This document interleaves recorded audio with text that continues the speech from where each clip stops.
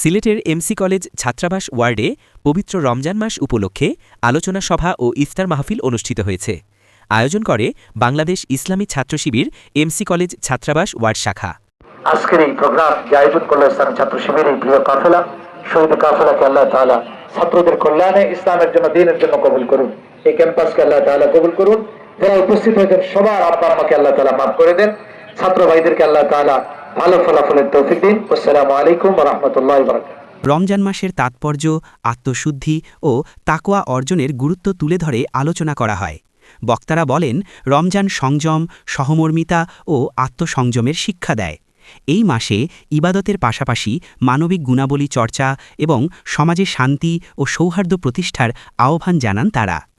যাতে আমরা আল্লাহর প্রিয় বান্দা হওয়ার জন্য আমরা আল্লাহর কাছে সর্বোচ্চটুকু দিতে পারি, প্রত্যাশা করতে পারি। প্রিয় ভাই, আমার 3 নম্বর যে কথাটি হচ্ছে, এই রমজান মাসটি হচ্ছে কোরআন নাযিলের মাস।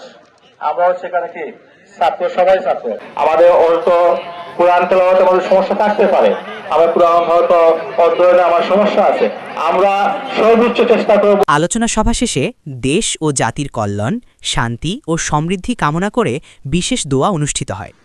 পরে উপস্থিত অতিথি ও শিক্ষার্থীদের মাঝে ইফতার পরিবেশন করা হয়। অত্যন্ত তাৎপর্যপূর্ণ বক্তব্য শুনেছি। আসলে এখন যে সময় আছে, আমি মনে করি আর বক্তব্য দেওয়ার সময় নেই। ইফতারের আগ মুহূর্তে আমরা সবাই মিলেমিশে দোয়া করবো আল্লাহ তাআলার কাছে।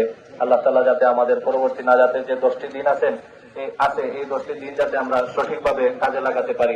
এরকম আরও আপডেট পেতে আমাদের সাথে থাকুন।